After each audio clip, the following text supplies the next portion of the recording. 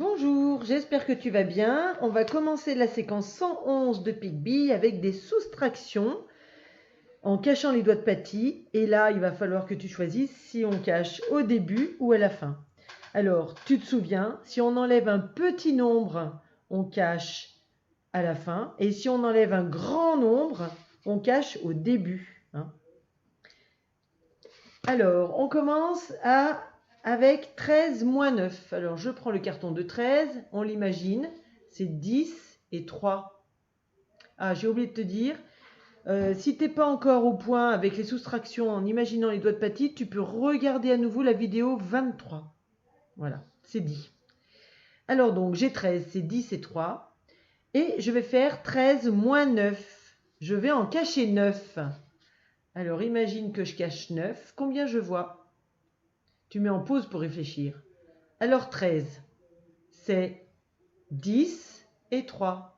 Je cache 9. 9, c'est un grand nombre, donc pour ne pas m'enquiquiner, je cache 5 et 4. Et voilà. Et donc je vois 1 et 3, 4. 13 moins 9 égale 4. Bravo si tu as trouvé 4.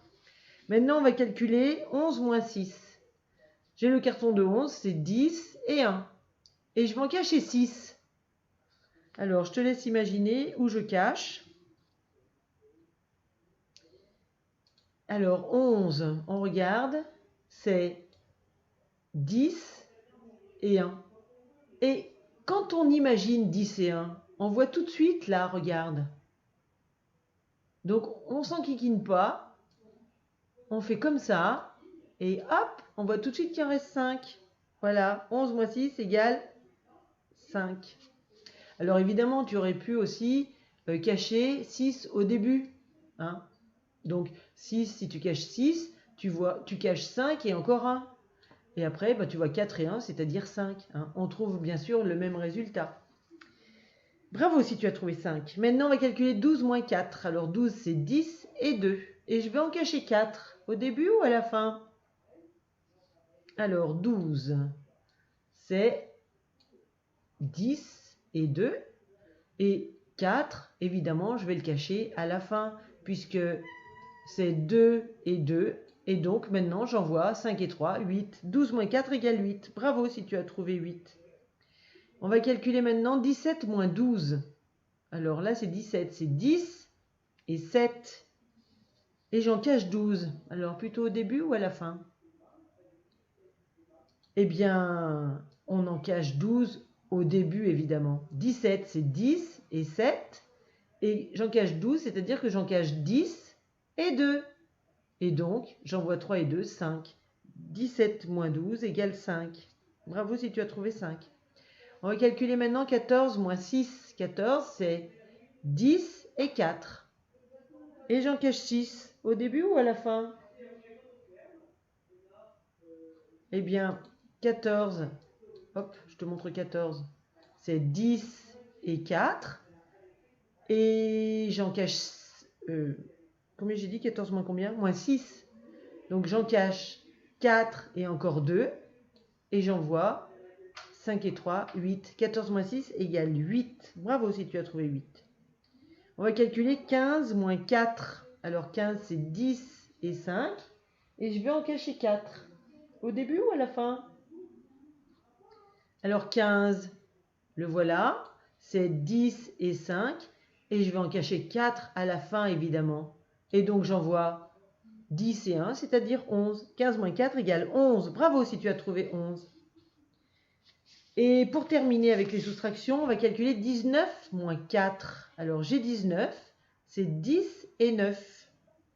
Et j'en cache 4 au début ou à la fin ? Alors,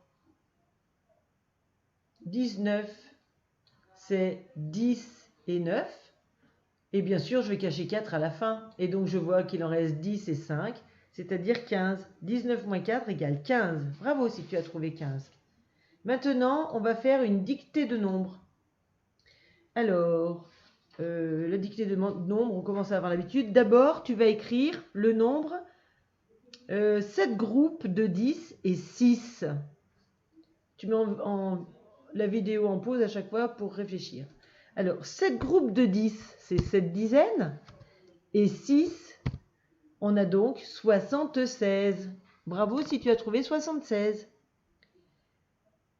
Maintenant, tu vas écrire 8 dizaines et 9 unités. 8 dizaines et 9 unités. Alors, 8 dizaines et 9 unités. Ce nombre, c'est 89. Bravo si tu as écrit 89. Maintenant, tu écris 6 groupes de 10 et 1. 6 groupes de 10 et 1. 6 groupes de 10, c'est 6 dizaines. Et 1, c'est une unité isolée. Et donc, ce nombre, c'est 61. Bravo si tu as écrit 61. Maintenant, tu écris 9 dizaines et 5 unités. 9 dizaines et 5 unités. 9 dizaines et 5 unités. Et ce nombre, c'est 95. Bravo si tu écris 95. Et puis, pour terminer, enfin, maintenant, tu vas dessiner 10 dizaines. Et là, je suis sûre que tu es super content.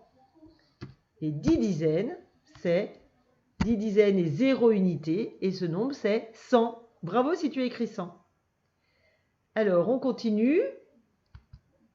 Maintenant, je vais te dire carrément le nom des nombres. Alors, maintenant, tu écris 93. Attention, après 80, on entend 13. Alors, 93. Comme j'entends 13 après 80, ça veut dire qu'il n'y a pas 8 dizaines, mais 9 dizaines. Et puis dans 13, il y a 3 unités isolées. Donc voilà le nombre 93. Bravo si tu as écrit ça. Maintenant, on écrit 84. Attention, après 80, on entend 4. 84.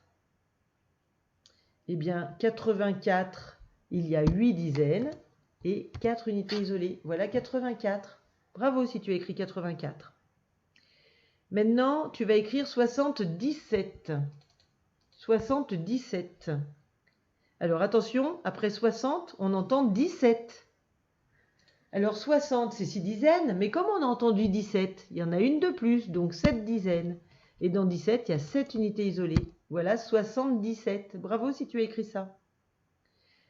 Maintenant, tu écris 69. 69. Attention, après 60, on entend 9.